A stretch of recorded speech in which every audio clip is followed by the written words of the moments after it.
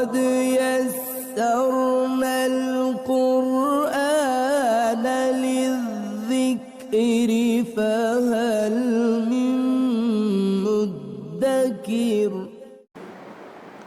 الحمد للہ رب العالمین والصلاة والسلام علی سید الانبیاء والمرسلین اما بعد فاعوذ باللہ من الشیطان الرجیم بسم اللہ الرحمن الرحیم۔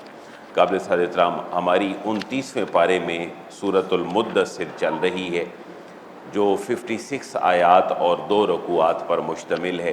ہم نے کل تک اس کی 25 آیات پڑھی تھیں۔ کل کی آیات کا خلاصہ یہ ہے کہ اللہ تبارک و تعالیٰ اور اس کے حبیب کریم علیہ السلام کے مشن میں جو رکاوٹ لوگ ہیں ان کی مذمت اللہ نے بیان فرمائی ہے، اور بعض مفسرین نے ان جو آیات کا شان نزول ہے وہ ایک خاص بندہ لکھا ہے جس کو ولید بن مغیرہ کہتے ہیں۔ قرآن مجید میں اور جگہوں پر بھی اس بندے کی مذمت بیان ہوئی ہے۔ تو اللہ تبارک و تعالیٰ نے فرمایا کہ اس بندے کو یا حق کے راستے کے ہر منکر کو اس بات کا خیال ہونا چاہیے کہ جب اللہ نے اس کو پیدا کیا تھا تو اس کے پاس کچھ نہیں تھا، اس کے بعد اللہ نے اس کو بیٹے دیے، مال دیا اور زمین کے اوپر رہنے کے سارے وسائل دیے اور نعمتیں دیں، اس کے باوجود بھی وہ قرآن کو اور صاحب قرآن کو اور اللہ کی توحید کو جھٹلاتا ہے۔ اس بندے کا جو انجام ہے وہ بیان ہو رہا ہے، خواہ وہ خاص بندہ ہو ولید بن مغیرہ یا کوئی بھی منکر حق ہو۔ آج آیت نمبر 26 سے اس کا انجام بیان ہو رہا ہے، اور تقریباً یہ ایمان بالآخرت کا جو موضوع ہے اس کی ایک بات موٹی موٹی سی آیت نمبر 37 تک مکمل ہونی ہے، تو ہم انشاءاللہ آج یہاں تک پڑھیں گے اور ایک سیشن اس صورت کا مزید ہوگا۔ اب اگلا جو سارا موضوع ہے وہ تقریباً ایمان بالآخرت کا ہی ہے۔ اعوذ باللہ من الشیطان الرجیم بسم اللہ الرحمن الرحیم۔ سأصلیہ سقر، یہ جو منکر حق ہے اس کا انجام یہ ہے سأصلیہ، یہ بھی 3 الفاظ کا مجموعہ ہے، سین، اسلی اور ہی۔ سین ان قریب کے لیے ہے، فیوچر کے لیے ہے، اور اسلی جو ہے یہ وصل یصل کا معنی ویسے پہنچنا ہوتا ہے، اور اوصل یوصل ایصال کا معنی پہنچانا ہوتا ہے۔ تو سأصلیہ ہم اس کو پہنچائیں گے، اسی سے لفظ نکلا ہے وصال، پہنچ جانا کسی جگہ پر۔ سأصلیہ تو سین کا معنی ان قریب، اسلی جو ہے وہ فرسٹ پرسن ہے، میں اس کو پہنچاؤں گا، میں اس کو جھونکوں گا، ہی اس بندے کو سقر، دوزخ۔ دوزخ کے ناموں میں سے ایک نام جو ہے وہ سقر ہے۔ اللہ فرما رہے میں اس بندے کو اور ہر حق کے منکر کو جہنم میں پہنچاؤں گا۔ وما ادراک ما سقر، واو کا معنی اور، ما استفہام کے لیے ہے، ادراک کا معنی ہوتا ہے عقل اور شعور میں کسی بات کا آ جانا، اور تو کیا سمجھے ما سقر کہ دوزخ کیا ہے۔ اس سے مراد ضروری نہیں کہ اللہ تعالیٰ نے اپنے حبیب کریم کو صرف فرمایا ہو کہ آپ کو کیا پتہ کہ دوزخ کیا ہے۔ بنیادی طور پر یہ دوزخ کی ہولناکی کو بیان کرنے کے لیے ایک جملہ ہے جس کو عموماً عرب بیان کیا کرتے تھے، اور یہ قرآن میں بہت ساری جگہوں پر ہے۔ یعنی تجھے کیا خبر، جیسے بندہ کسی بندے کو کہے آپ کو پتہ ہی نہیں ہے اس بات کا کہ وہ چیز کتنی شدید ہوتی ہے۔ تو یہ ہر مخاطب جو قرآن کا ہے وہ اس آیت کا مخاطب ہے۔ وما ادراک ما سقر، اور تو کیا سمجھے کہ جہنم کیا ہے۔ لا تبکی ولا تذر، جس کا مکے کے لوگ مذاق اڑاتے تھے جہنم کا، اس کے بارے میں اللہ فرما رہے لا تبکی ولا تذر۔ بقا یبکی کا معنی باقی رہنا ہوتا ہے، اور زر جو ہے وہ چھوڑنا ہوتا ہے، اس کو ہم پہلے بھی پڑھ چکے ہیں۔ تو یہ جہنم ایسی ہوگی کہ لا تبکی، نہ تو کسی چیز کو باقی رکھے گی، ولا تذر، اور نہ ہی چھوڑے گی۔ یعنی انسانی جسم کی حالت یہ ہوگی کہ وہ جلے گا اور نہ وہ باقی رہے گا، نہ آگ اس کا پیچھا چھوڑے گی۔ یہ کیفیت جو ہے کہ انسان کو عذاب میں مبتلا کرنے کی ایک شدید کیفیت بیان کی جا رہی ہے۔ جب بھی انسان کے اوپر یہ عذاب نازل ہوگا اس کا جسم پھر ٹھیک ہو جائے گا، نہ جلے گا نہ باقی رہے گا۔ لا تبکی، یہ جو دوزخ ہے یہ باقی نہیں رکھے گی کسی چیز کو، ولا تذر، اور نہ ہی کسی چیز کو چھوڑے گی۔ لواحۃ للبشر، اور اس ہولناکی جو ہے جہنم کی، اس کا عالم یہ ہوگا کہ لواحہ، یہ لواحہ کو سمجھنے کے لیے آپ لوح و قلم کا لفظ ذہن میں لائیں تو قلم سے لکھا جاتا ہے اور لوح کے اوپر لکھا جاتا ہے، جس کو تختی کہتے ہیں۔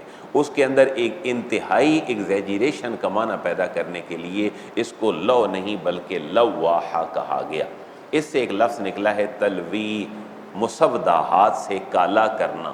تو اب آپ کو اس کا معنی پتہ چلا ہوگا کہ لواحہ کا معنی کیا ہے، کالے پن کا اس کے اندر جو ہے وہ ایک آمیزش پائی جائے۔ تو یہ جو جہنم کی آگ ہوگی یہ جھلسانے کے بعد کیسی ہو جائے گی، لواحہ، یہ انسانی باڈی کو انتہائی کالا کر دے گی۔ للبشر، بشر کہتے ہیں جس کی جلد ہو، یعنی یہ جلد کو کیا کر دے گی، کالا کر دے گی۔ جیسے قلم سے کسی چیز کے اوپر لکھا جائے تو وہ جو لوح ہے وہ کالی ہو جاتی ہے۔ یہ اس جہنم کی آگ کی ہولناکی ہے۔ لواحۃ للبشر، بشر جو ہے اس کے لیٹرل میننگ ہے جلد والا۔ تو جانوروں کو بشر نہیں کہتے کیونکہ ان کی جلد کے اوپر بال ہوتے ہیں، ان کی جلد نظر نہیں آتی۔ جس کی جلد نظر آئے عربک ٹیکسٹ میں اس کو بشر کہتے ہیں۔ تو نور و بشر کا جھگڑا بھی ہمارے مسالک کا ایک جھگڑا ہے۔ نبی پاک علیہ الصلوۃ والسلام کو اللہ نے بشری لبادے میں دنیا میں بھیجا ہے، تو آپ سب سے پہلے بشر ہیں۔ حضور کی بشریت کا انکار کرنے والا دین سے صحیح واقف نہیں ہے۔ حضور سب سے پہلے بشر ہیں، لیکن آپ افضل البشر ہیں۔ جہاں ساری کائنات کی بشریت ختم ہوتی ہے وہاں اس سے آگے کہیں حضور کی جا کے بشریت شروع ہوتی ہے، اور اللہ نے آپ کو نور اور لائٹ دیا ہے، اس وجہ سے آپ کے اندر نور کی جو کیفیت ہے وہ بھی پائی جاتی ہے۔ اس کے اوپر بھی قرآن و سنت میں دلائل ہیں۔ تو لواحۃ للبشر، یہ جھلسا دینے والی ہے، کالا کر دینے والی ہے، للبشر، آدمی کی جلد کو اور آدمی کی کھال کو۔ اور علیہا 19، یہ جو دوزخ ہے اس کے اوپر اللہ نے نگہبان رکھے ہیں۔ علیہا، اس کے اوپر متعین کیے ہیں نگہبان 19، 9 9 کو کہتے ہیں اور عشر 10 کو کہتے ہیں۔ تو یہ 19 19 جو نگہبان ہیں وہ دوزخ کے اوپر متعین کیے۔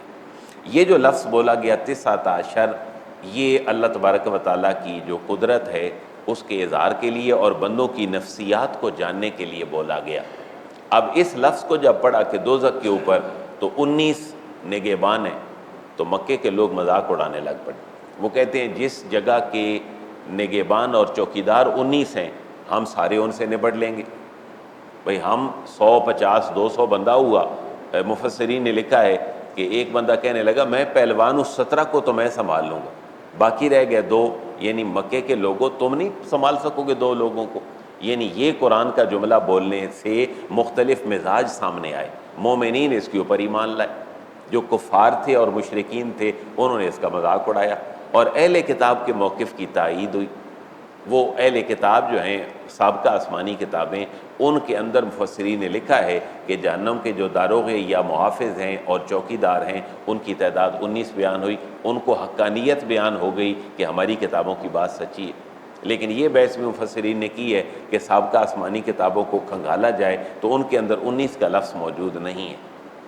اس کے اوپر پھر انہوں نے یہ گفتگو کی ہے کہ یہ ان کتابوں کی جو ایڈیٹنگ ہے ان کے ماننے والوں نے کی ہے، یہ اس کا شکار ہو گئیں، ورنہ قرآن جب کہہ رہا ہے کہ اہل کتاب کو یقین حاصل ہو جائے گا کہ ہماری کتاب والی بات یہاں بھی ہے تو ان کا ایمان بھی تازہ ہو جائے گا۔ گویا کہ 19 سے مختلف گروہ سامنے آ گئے کہ جو جہنم ہے اس کے اوپر 19 نگہبان ہیں۔ مومنوں نے اس کو قبول کر لیا، اہل کتاب کو اپنی ہسٹوریکل جو چیزیں تھیں ان کا یقین ہو گیا، اور جو کافر مشرک تھے وہ مذاق اڑانے لگ گئے۔ اللہ فرما رہے ہم چاہتے یہ تھے، ہم نے 19 کا لفظ بولا اس لیے ہے ہم چاہتے یہ تھے کہ تمہارے مزاج کھل کے سامنے آ جائیں اور تم بات کا بتنگڑ کیسے بناتے ہو۔ آگے پھر جب آج کا درس ختم ہوگا شاید اسی جگہ پہ یہ آیت آ جائے گی کہ تم اللہ کے گروہوں کو نہیں جانتے ہو کہ اللہ کے گروہ کتنے ہیں۔ جن کے اوپر اللہ کا حکم چلتا ہے وہاں 19 اور 9 کی بات نہیں ہے، وہاں تو اللہ کی اتھارٹی کی بات ہے۔ علیہا 19، یہ جو دوزخ ہے اس پر 19 نگہبان ہیں۔ اور جب مذاق اڑانے لگ پڑے کہ یار 17 کو تو میں سنبھال لوں گا، ایک پہلوان تھا مکے کے کچھ کفار و مشرکین میں، باقیوں نے مذاق اڑایا ہم دیکھ لیں گے، جس جہنم سے ہمیں محمد صلی اللہ علیہ وسلم ڈراتے ہیں اس کو ہم خود سنبھال لیں گے، 19 بندوں کو سنبھالنا کون سا مشکل ہے۔ اللہ فرما رہے ہیں یہ 19 بندے عام نہیں ہوں گے. وما جعلنا اصحاب النار الا ملائکہ.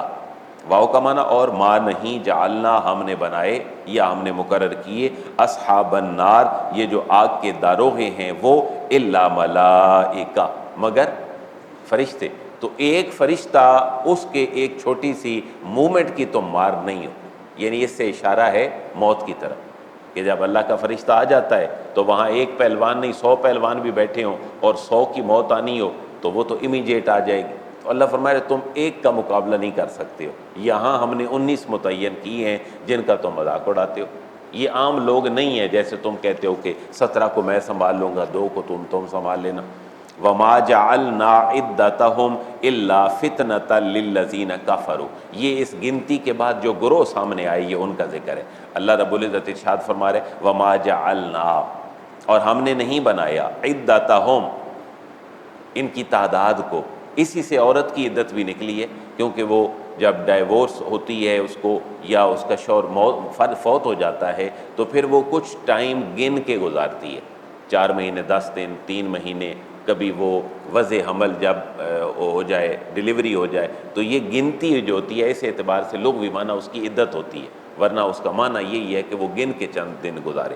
وما جعلنا، اللہ فرما رہے ہم نے نہیں بنایا، عدتہم یہ جو دوزخ کے اوپر نگہبان لوگ ہیں ان کو ہم نے نہیں بنایا، ان کی تعداد کو اس لیے بنایا ہے الا فتنہ مگر یہ آزمائش بنائی ہے ہم نے. کن کے لیے؟ للذین کفروا، ان لوگوں کے لیے جو کافر ہیں. اب کافر آزمائش میں پڑ گئے. وہ آزمائش کیا تھی؟ انہوں نے کہا بھئی 19 کون سے بندے ہوتے ہیں، ہم سارے مل کے سنبھال لیں گے، ان کو کوئی حرج نہیں. تو کافر اس آزمائش میں مبتلا ہو گئے. اہل کتاب کا موقف کیا تھا؟ لِيَسْتَيْقِنَ الَّذِينَ أُوتُوا الْكِتَابَ.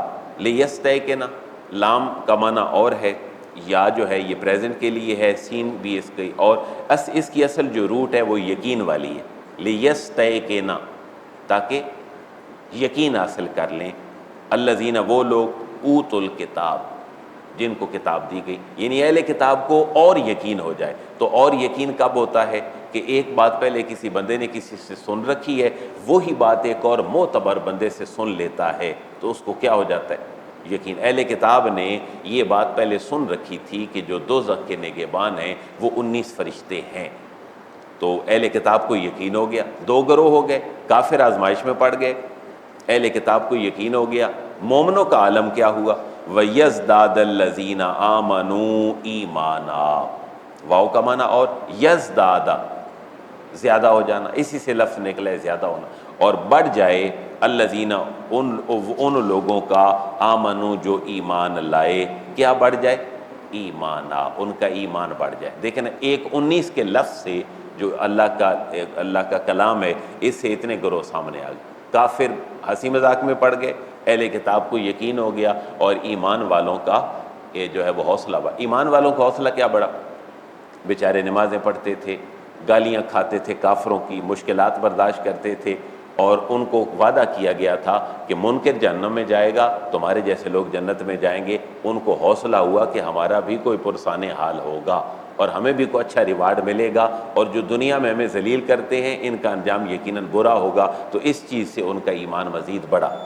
وَلَا يَرْتَابَ الَّذِينَ أُوتُوا الْكِتَابَ وَالْمُؤْمِنُونَ. اور اس کا مقصد یہ تھا اس جہنم کی اس کیفیت کو بیان کرنے کا کہ ولا یرتابا، شک میں نہ پڑیں. یہ یرتابا جو ہے یہ وربلائز ہو گیا، اور اسی والا لفظ ہم نے سورہ بقرہ میں بھی اور متعدد جگہ پڑھا، ذالک الکتاب لا ریب فی. وہاں ریب ناؤن ہے، یہ یرتابا جو ہے یہ فعل بن گیا. ولا یرتابا، اور نہ شک میں مبتلا ہوں، الذین وہ لوگ اوتوا الکتاب جن کو کتاب دی گئی وہ بھی شک میں نہ پڑے، والمومنون اور مومن بھی شک میں نہ پڑیں. یہ بہت بڑی بیماری ہے سارے اس پوری دنیا کی، خصوصاً جو اورینٹیلسٹ ہیں، غیر مسلم ہیں، علماء ہیں، اسکالر ہیں، وہ اسلام کے ویک پوائنٹ لوگوں کے سامنے رکھ کر لوگوں کو شک میں مبتلا کرتے ہیں. علماء کا یہ فرض ہے کہ وہ نوجوان نسل کے اندر جو شک ہے اور تشکیک ہے اس کو ختم کریں. اورینٹیلزم کا ایک پہلا جو معاملہ ہے وہ شک ہوتا ہے کہ کسی بھی اسلام کی بات کے بارے میں لوگوں کے دلوں کے اندر شک میں وہ ان کو مبتلا کر دیا جائے. جیسے حضور کی زیادہ شادیاں تھیں تو ایک کافر نے کتاب بھی لکھی تو یہ شک میں مبتلا ہو گئے کہ دیکھو بھائی امت کے لیے تو 4 شادیاں ہیں اور نبی خود 9 10 شادیاں 11 کر رہا ہے، تو شک میں مبتلا کر دیا، قرآن کے حوالے سے شک میں مبتلا کر دیا۔ کل ایک مولوی صاحب مسلمان ہیں ہمارے فرقوں میں سے ایک فرقے کے، وہ کہتے ہیں سورہ فاتحہ قرآن کا حصہ ہی نہیں ہے، یہ قرآن سے الگ ایک چیز ہے، اس کو تو نماز میں ضرور پڑھنا چاہیے کیونکہ اس کا الگ سے اللہ نے حکم دیا ہے۔ تو مسلمان کلمہ گو ہونے کے باوجود صرف اپنے سنت اور مستحب اعمال پہ ایسی ایسی باتیں کر دینا جو کفار و مشرکین نے کی ہیں، یہ اورینٹیلسٹ کا موقف ہے کہ فاتحہ قرآن کا حصہ نہیں ہے بلکہ یہ الگ چیز ہے۔ اسی طرح اورینٹیلسٹ کا ایک یہ بھی اعتراض ہے کہ قل اعوذ برب الفلق قل اعوذ برب الناس حضور کا وظیفہ تھا، یہ قرآن کا حصہ نہیں۔ اس کے اوپر باقاعدہ ان کی بکس ہیں جنہوں نے قرآن پہ غیر مسلموں نے کام کیا ہے، بلکہ وہ تو یہ کہتے ہیں کہ قرآن اللہ کی نازل کردہ کتاب ہی نہیں، بلکہ یہ قرآن تو ان کا موقف ہے کہ مسلمانوں کے نبی بڑے ذہین تھے، بہت انٹلیکچوئل تھے، یہ اہل کتاب سے ملتے تھے تو ان سے باتیں نوٹ کر لیتے تھے، اور 40 سال بعد انہوں نے اپنی کتاب ایک لکھ کر دعویٰ کر دیا میں اللہ کا رسول۔ یہ ان کی باتیں آن دی ریکارڈ سینکڑوں سالوں سے موجود ہیں، اور ان کا موقف تھا حضور کے گھر میں کچھ اہل کتاب کام کرتے تھے بچے، ان سے حضور نے سیکھ لی۔ پھر وہ ایک اور بڑی دلیل بناتے ہیں کہ حضور جب چھوٹی عمر میں تھے، 12 سال عمر تھی، تو اپنے چچا ابو طالب کے ساتھ شام کی طرف گئے، وہاں ایک راہب ملا، یہ ہم نے بھی واقعہ پڑھا ہے، وہاں ایک راہب ملا، اس نے حضور کی نبوت کی نشانیاں کچھ بتلائیں۔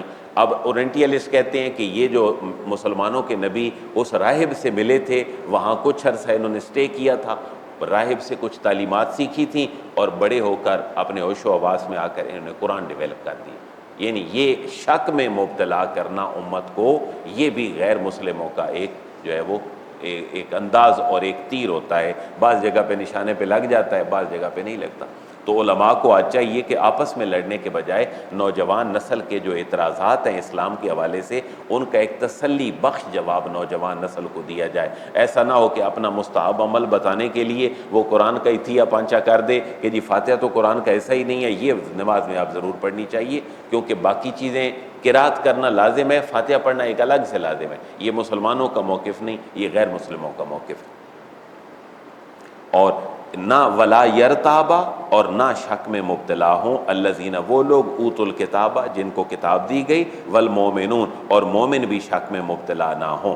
اور یہ بات 19 والے فگر کی اور دوزخ کی یہ کیفیت اس لیے بیان ہوئی وَلِيَقُولَ الَّذِينَ فِي قُلُوبِهِم مَرَضٌ، واو کا معنی اور لام تاکہ یقولا کہیں الذین وہ لوگ فی قلوبہم جن کے دلوں میں ہے مرض، مرض یعنی جن کے دلوں میں جہالت کا اور منافقت کا مرض ہے، وہ یہ کہیں، اور کون کہے؟ والکافرون، اور کافر لوگ بھی یہ کہیں، کیونکہ کافر اور منافق میں فرق ہوتا ہے۔ کافر بالکل اسلام کا انکار کرتا ہے، منافق کبھی مان لیتا ہے کبھی نہیں مانتا، مسلمانوں کے سامنے مان لیا الگ سے نہیں مان۔ اور منافق 2 طرح کے لوگ تھے، یہ بھی ذہن میں رکھیں، ایک منافق وہ تھے جو اہل کتاب میں سے منافق تھے، اور ایک اہل کتاب وہ تھے جو مسلمانوں کے اندر جو ہے وہ منافقت کا شکار ہو گئے۔ منافق 2 طرح کے، ایک اہل کتاب میں سے اور ایک مسلمانوں میں سے، دونوں کا ذکر ہے۔ وہ تاکہ وہ لوگ کہنے لگیں جن کے دلوں میں روگ ہے اور مرض ہے، منافقت کا، جہالت کا، چیٹنگ کا، والکافرون اور کفار بھی یہ کہنے لگیں، کیا کہنے لگیں؟ ماذا اراد اللہ بہذا مثلا، ماذا کیا، ارادہ کیا ہے اللہ نے، بہذا اس سے، مثلا مثال سے، اس مثال سے اللہ نے کیا ارادہ کیا؟ جیسے بندہ کو کس سے مخاصمت رکھتا ہو اور اس کی ہر بات کی چھیڑ بنا دے، صحیح بات کی بھی چھیڑ بنا دے، یہی کیفیت کافروں اور منافقوں کی ہے۔ قرآن جو بات کرتا ہے ان کو ہنسی مذاق کا مزید موقع مل جاتا ہے، لیکن اہل ایمان اس کے اوپر یقین رکھتے ہیں۔ تو پھر بندہ گمراہ کیسے ہوتا ہے؟ اب ایک بندے نے 19 کا فگر پڑھا، شک میں مبتلا ہوا، اور اس کے بعد گمراہی کی طرف گیا، تو کیا پڑھ کے گمراہ ہوا؟ قرآن پڑھ کے گمراہ ہوا۔ یہ اللہ فرما رہے کذالک یضل اللہ من یشاء، کذالک اسی طرح یضل گمراہ فرماتا ہے اللہ من یشاء جس کو چاہتا ہے۔ اب ہوا وہ خود گمراہ ہے، لیکن چونکہ پوری کائنات کا نظام بندہ مومن کے نزدیک اللہ کی منشا اور مرضی سے چل رہا ہے، تو اس کی نسبت اللہ کی طرف کر دی گئی، ورنہ وہ گمراہ خود ہوا۔ مسلمان تو گمراہ نہیں ہوئے، انہوں نے تو اس کو پڑھا تو ان کے ایمان میں اضافہ ہوا۔ وَيَهْدِي مَن يَشَاءُ، واو کا معنی اور یہدی ہدایت بخشتا ہے اللہ، من یشاء جس کو چاہتا ہے۔ اب اس اعتراض کا جواب تھوڑا سا اگلی ٹکڑے میں آ رہا ہے کہ جہنم پر کتنے نگہبان ہیں، اور اس 19 کی انہوں نے چھیڑ بنا دی۔ اللہ فرما رہے وما یعلم جنود ربک الا ہو، واو کا معنی اور ما یعلم، نہیں علم رکھتا، نہیں جانتا کوئی بھی، جنود، جند جو ہے وہ لشکر کو کہتے ہیں، جنود لشکروں کو، ربے کا، آپ اے حبیب آپ کے رب کے جو لشکر ہیں ان کو کوئی نہیں جانتا، الا ہو، سوائے اللہ کے۔ یعنی یہ 19 کی بات میں اور 19 کی فگر کو پکڑ کے بیٹھ گئے، تو 19 کا فگر کیوں بولا گیا کہ یہ ان کی سمجھ کے قریب تھا، گنتی شنتی گن لیتے تھے، چلے جی 19 کے بجائے 18 بھی ہوتے تو بندہ مومن کو تو اس کے اوپر ایمان تھا۔ تو اللہ کے جہنم، جنت اور پوری دنیا کے نظام میں کتنے لشکر ہیں ان کو اللہ کے علاوہ کوئی نہیں جانتا۔ وما ہی الا ذکریٰ للبشر، اور یہ جو قرآن ہے جس کا انکار کر رہے ہیں یہ لوگ، وما ہی، واو کا معنی اور، ما نہیں، ہے یا یہ، الا مگر، ذکریٰ نصیحت ہے، للبشر انسانوں کے لیے، یہ انسانوں کے لیے نصیحت۔ تو ہم یہی کہتے ہیں کہ قرآن سائنس کی کتاب نہیں، قرآن کتاب ہدایت ہے، لیکن سائنسی جو ایجادات ہیں اور نئی نئی ٹیکنالوجیز ہیں، قرآن ان کو مناسب الفاظ میں ان کو ڈسکس بھی کرتا ہے۔ جیسے آپ نے دیکھا کہ 19 گنتی ہے، اور یہ کس علم میں گنتی ہوتی ہے؟ میتھ میں۔ تو پتہ چلا ایک گنتی کا تصور قرآن کے اندر بھی ہے، بلکہ اسلام کا آغاز ہی میتھ سے ہوتا ہے۔ میتھ کی پراپرٹی فرسٹ جو ہے وہ 0 ہے، تو لا الہ الا ہو، تو لا سے اسلام شروع ہو رہا ہے، یہ میتھ ہی ہے۔ ہم نے ہر چیز کا انکار کرنا ہے، 0 کرنا ہے، پھر ہم مسلمان ہوں گے، اور پھر 0 کرنے کے بعد کسی کو ثابت بھی کرنا ہے، اور وہ ہے قل هو اللہ احد، یعنی 0 بھی، احد بھی، آگے پوری گنتی کا قرآن میں، قرآن کی کم از کم 50 سے 55 60 آیات جو ہیں وہ میتھ کی یعنی اس گنتی کے اوپر موجود ہے۔ حضرت موسیٰ نے عصا مارا، چشمے کتنے نکل پڑے؟ 12۔ یہ ساری گنتی تقریباً قرآن میں موجود ہے۔ تو اسلام سائنس کا مخالف نہیں، قرآن سائنس کا مخالف نہیں، لیکن کہیں سائنس ایسی کوئی بات کر دے جو اللہ کی قدرت کے اندر دخل اندازی ہو تو پھر اسلام اسے منع کرتا ہے۔ جیسے دور حاضر میں کوئی شوقیہ بچہ دانی ہی ریموو کرا دے کہ 1 یا 2 بچے خوشحال گھرانا، تو اللہ فرما رہا ہے یہ میری تخلیق کے اندر تمہاری 10 طرح ہے، یہ قبول نہیں۔ عارضی کوئی بھی طریقہ فیملی پلاننگ کا اختیار کرنے میں کوئی حرج نہیں، کنڈوم کی شکل میں گولی چابی والی وہ چیزیں، یہ کاپرٹی، یہ سب جائز ہیں، لیکن اللہ کی قدرت کے اندر 10 طرح کہ مرد کی مردانگی ختم ہو، عورت کی جو ہے وہ بچہ دانی ریموو ہو، اب یہ فیملی پلاننگ اسلام میں جائز نہیں۔ تو دیکھیں اگر کوئی ڈاکٹر کہہ دے کہ جی یہاں تو کوئی جو ہے وہ کینسر کا مرض میں مبتلا ہونے لگی عورت، پھر کوئی ایسا علاج ہو تو پھر کوئی حرج نہیں۔ یعنی اسلام اس طرح اپنے مسائل کو آگے بڑھاتا ہے۔ اللہ تعالی ہمیں ہدایت نصیب فرمائے۔